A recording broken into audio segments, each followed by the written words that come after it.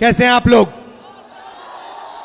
आप बिहार में वोट चोरी होने दोगे? कोई कर सकता है? भाइयों और बहनों, सालों से लग रहा था कि चुनाव में कोई ना कोई गड़बड़ है। महाराष्ट्र में साफ पता लगा, लोकसभा और विधानसभा के बीच में 4 महीनों में 1 करोड़ नए वोटर जादू से इलेक्शन कमीशन ने पैदा कर दिए। लोकसभा में हमारा गठबंधन जीतता है, 4 महीने बाद विपक्ष बीजेपी का गठबंधन जीतता है।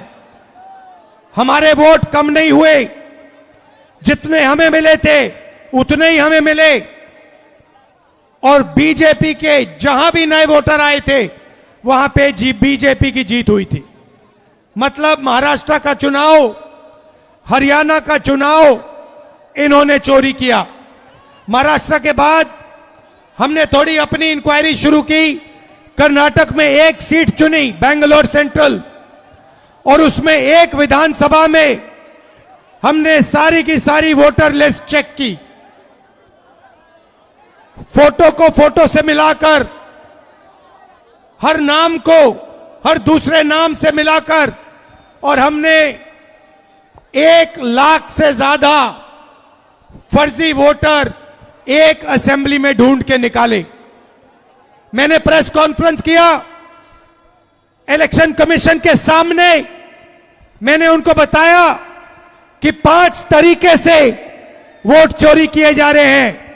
डुप्लीकेट वोटर, फेक एड्रेस, एक एड्रेस में 50-60 लोग रह रहे हैं, फॉर्म 6 एड्रेस 0000 और फेक फोटो, या जिसमें किसी की फोटो ही नहीं दिख रही है। मैंने साफ कहा कि 1 लाख फर्जी वोट हैं। चुनाव आयोग क्या करता है? चुनाव आयोग क्या करता है? यह नहीं कहता कि विपक्ष के नेता ने आरोप उठाया है, चलो चेक करते हैं। यह नहीं किया। उल्टा मुझे कहते हैं आप एफिडेविट दो, और उसके बाद कहते हैं कि ये पहले कंप्लेंट क्यों नहीं की। कहते हैं कि अगर 1 सप्ताह के अंदर आपने एफिडेविट नहीं दिया तो इस कंप्लेंट का कोई मतलब नहीं है। जिम्मेदार वो हैं,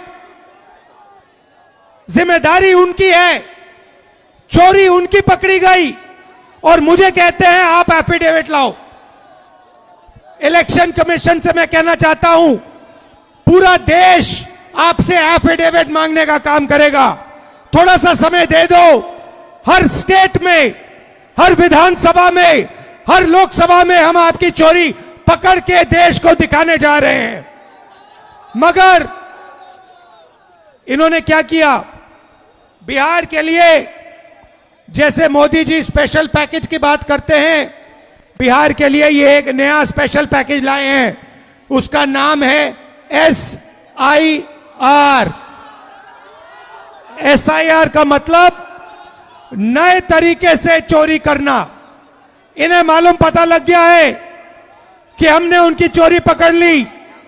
इनको पता लग गया कि महाराष्ट्र में, कर्नाटक में, हरियाणा में हमें पकड़ लिया। अब ये नए तरीके से बिहार में SIR से चोरी करने की कोशिश कर रहे हैं।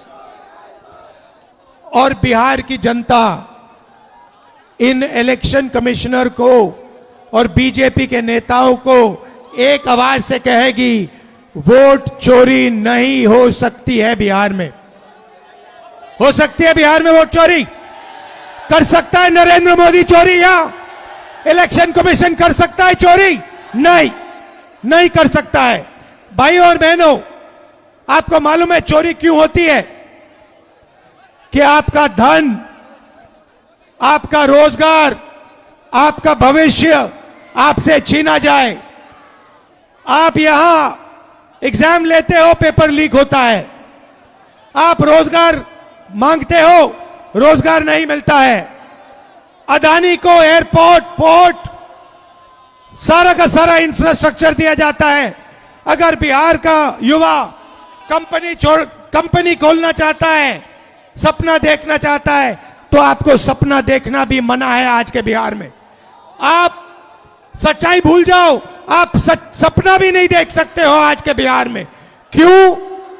क्योंकि आपकी राजनीति, आपका वोट आपसे छीना जा रहा है, चोरी किया जा रहा है।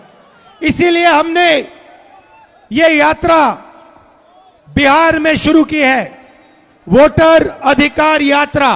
आपका जो अधिकार है उसको, उसकी रक्षा करने के लिए ये सारे के सारे लोग एक साथ मिलकर हजारों किलोमीटर आपके साथ चल रहे हैं कि चुनावी आयोग को, इलेक्शन कमीशन को 100% पता लग जाए कि अगर उन्होंने बिहार में चोरी करने की कोशिश की तो बिहार की जनता उनको सबक सिखाने जा रही है। और मैं भाइयों और बहनों, आपने देखा है कि जब मैं कुछ कहता हूं मैं करके दिखाता हूं। देखा है आपने देखा है कि मैं झूठ नहीं बोलता हूं स्टेज से। देखा है आपने।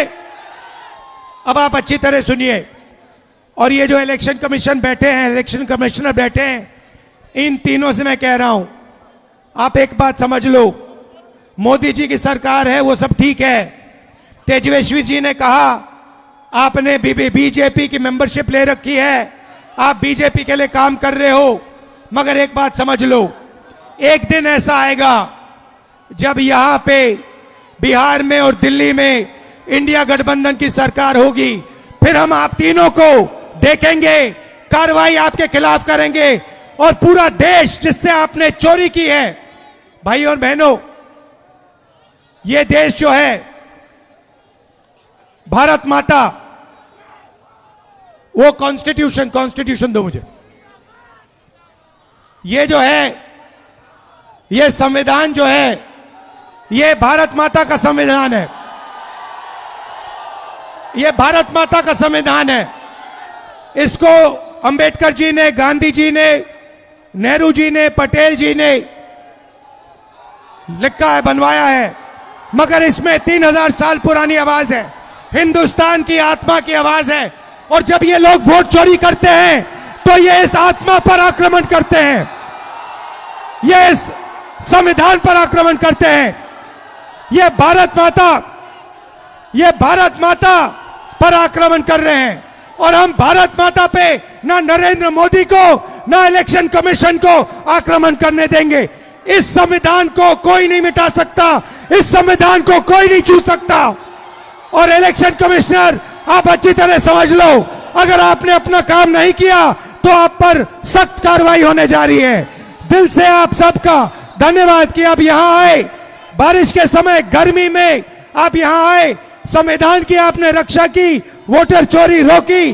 धन्यवाद, नमस्कार, जय हिंद, जय भारत, जय संविधान। भागीरथ माझी और उनका परिवार यहां पर सर मौजूद है। उसका घर आपने बना के दिया भागीरथ जी और उनका परिवार को। आप इनको चाबी देंगे। वादा तो सबने किया था। राहुल गांधी जी ने भागीरथ माझी के घर गए और उस शिकस्ता टूटे मकान को देखा, और जो दिल में जज्बा है, आज मकान बना करके चाबी भागीरथ माझी और परिवार को एक पूरा मकान। आपका बहुत बहुत धन्यवाद, बहुत बहुत शुक्रिया। इधर से ये चाबी दी जा रही है। भागीरथ माझी के घर को सबने देखा, लेकिन दर्द किसने महसूस किया? राहुल गांधी जी ने ये दर्द महसूस किया। ईश्वर भी साथ है, और ऊपर वाला भी खुदा ईश्वर भी साथ है। आज बारिश का ये आशीर्वाद हम लोगों को मिल रहा है। राहुल जी, आप यहाँ आए, गर्मी में बारिश भी हुई। बहुत बहुत शुक्रिया, बहुत बहुत शुक्रिया, धन्यवाद।